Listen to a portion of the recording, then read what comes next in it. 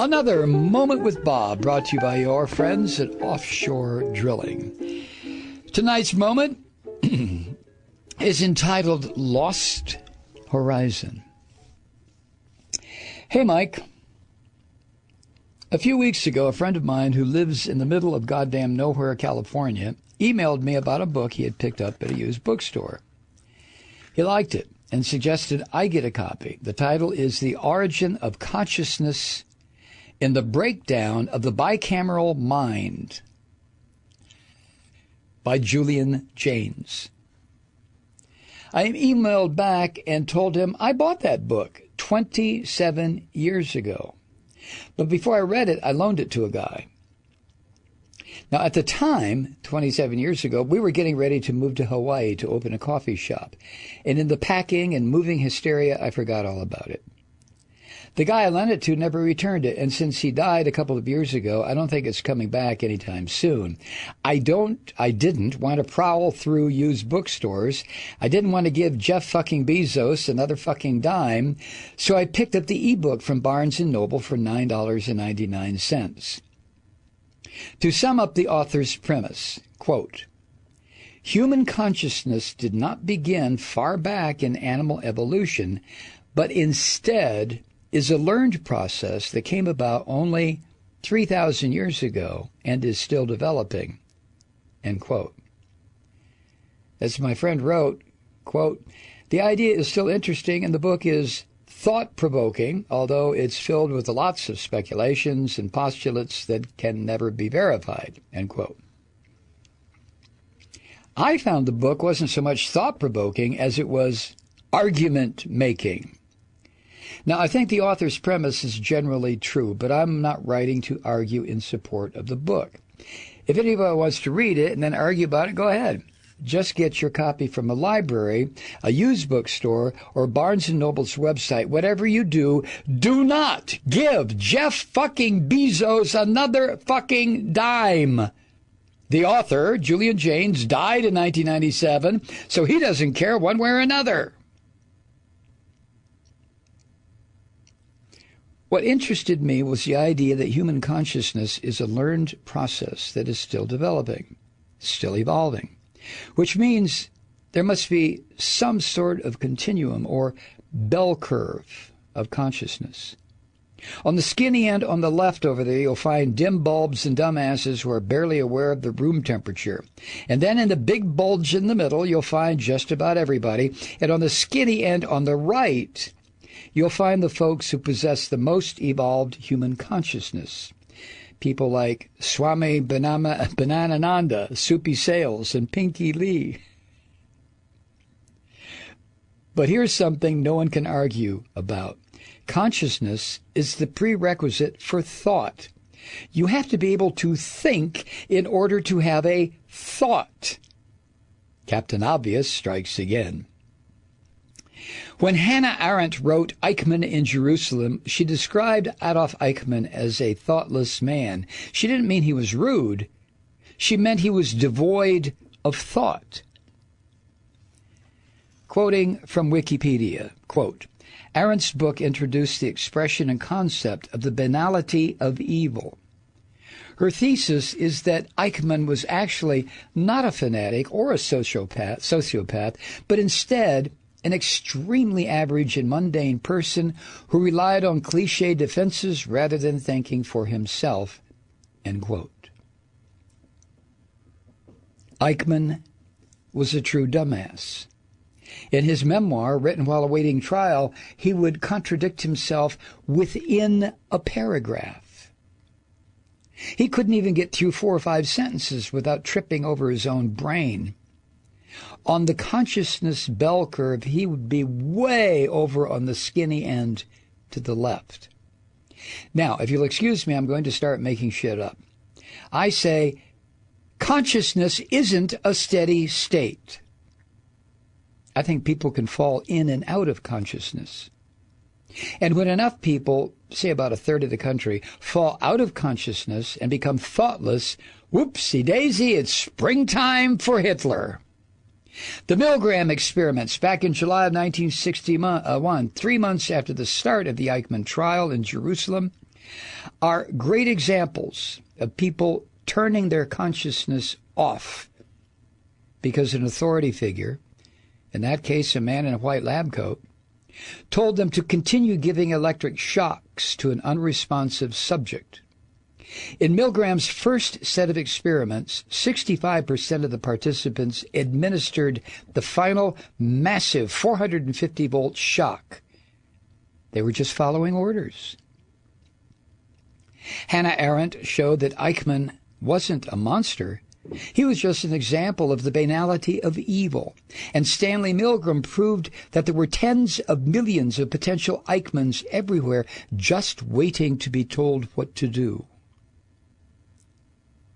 My friend said that Norman Mailer was quoted as asking, "Can an entire country go insane?" I've Googled all over the internet and can't find any instance of Mailer ever having said that, but still, it's a very good question that isn't very hard to answer. Of course a country can blow its wheels. And the leader of the pack right now in 2019 seems to be the United States of America under the Republican Party and their figurehead Fucko the Clown. If I were to write some weasel words, I'd type out something like, "The U.S. appears, looks like, or seems to have gone insane." Fuck that.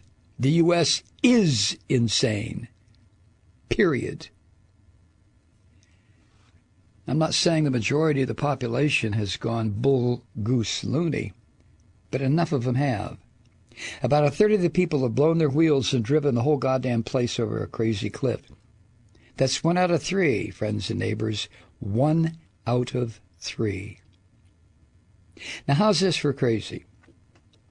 Telemachus Orphanos, a 27-year-old military veteran, survived the mass shooting in Las Vegas in 2017, but was killed in a mass shooting in Thousand Oaks, California, just over a year later. Another survivor of the Las Vegas massacre, Rodolfo Arco, moved to Texas just in time to be killed in the recent mass shooting in Odessa. Survivors of mass shooting are killed in other mass shootings.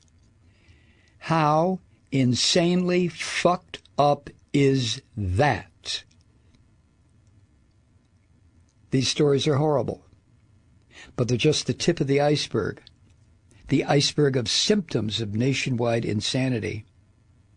About 7 years ago, Adam Peter Lanza, wielding a Bushmaster XM15 E2S rifle, murdered 20, 6, and 7-year-old kids at the Sandy Hook Elementary School. And President Barack Obama, the House, and the Senate, the entire goddamn government of the United States did abso-fucking-lutely nothing. That nightmare is at the top of the list of U.S. gun insanity. Here's a fun statistic.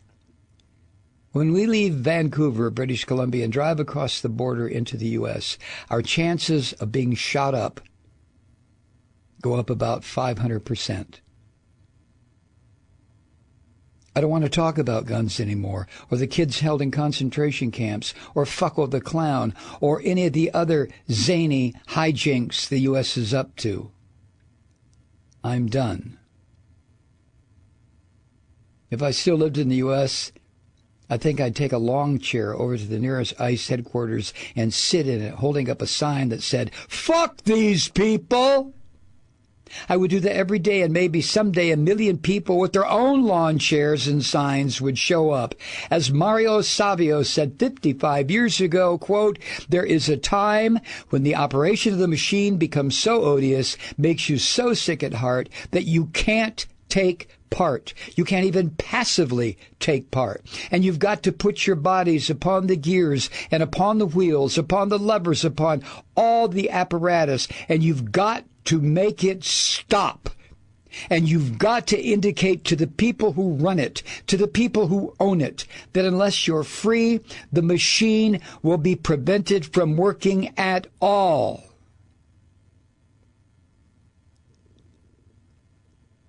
That's what I would do.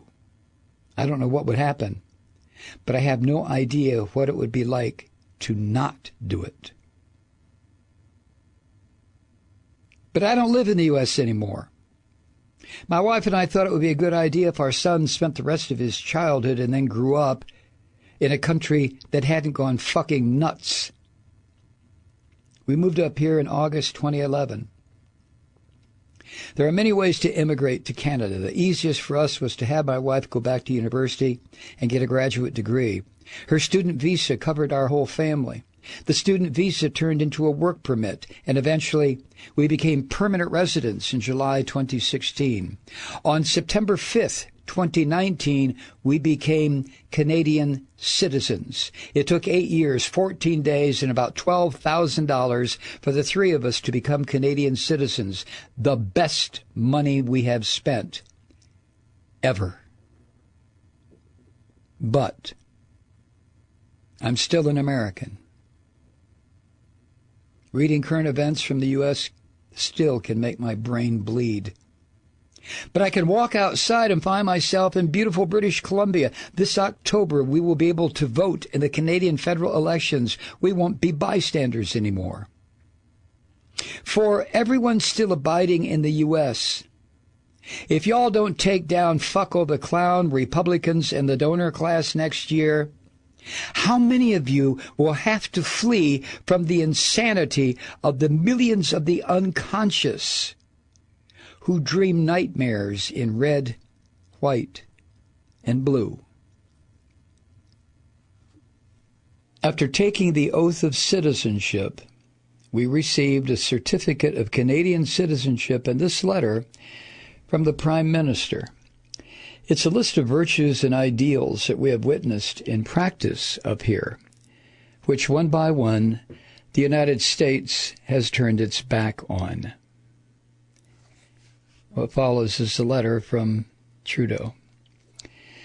As Canadian Prime Minister, let me welcome you as a new Canadian to the greatest country in the world. Throughout our history, millions of immigrants have come to Canada in search of a new beginning, a new life. Our country was built by people from all corners of the world, people of many different faiths and cultures and who speak many different languages. Today, you follow in their footsteps. Every day we show the world that our diversity is our greatest strength. It is at the very heart of Canada. It is who we are and what we do. In this country, it is possible to express our differences without compromising our unity. This is the genius of Canada. We expand cultural freedom by making sure that individual Canadians who come from diverse communities have the freedom to live, express themselves, and grow within our culture. Regardless of race, gender, or religion, our rights and freedoms make it possible for everyone to have the same opportunity to succeed. As Canadians, we love our country. Canada is the way it is because Canadians built it this way. None of this happened by accident, and it will not continue without effort. When you take the oath of citizenship, you inherit our proud history and traditions. We are now an important part of this legacy, and you share in the responsibility to uphold the values that make our country so peaceful, caring, and compassionate. Canada is a great country because of dedicated and hardworking people like you. I look forward to the contributions that you will make to your family, your community, and your country. Thank you for choosing Canada. Welcome home. And it's signed the Right Honourable Justin Trudeau, PC MP, Prime Minister of Canada.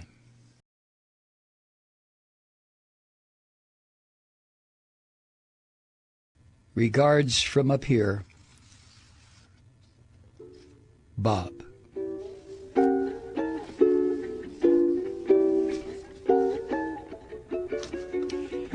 Yeah.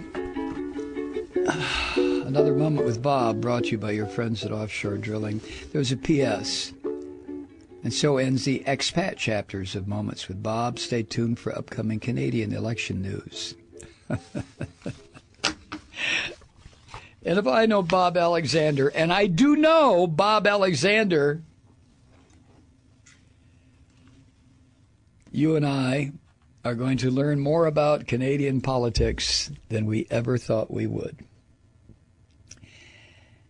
And that's a good thing.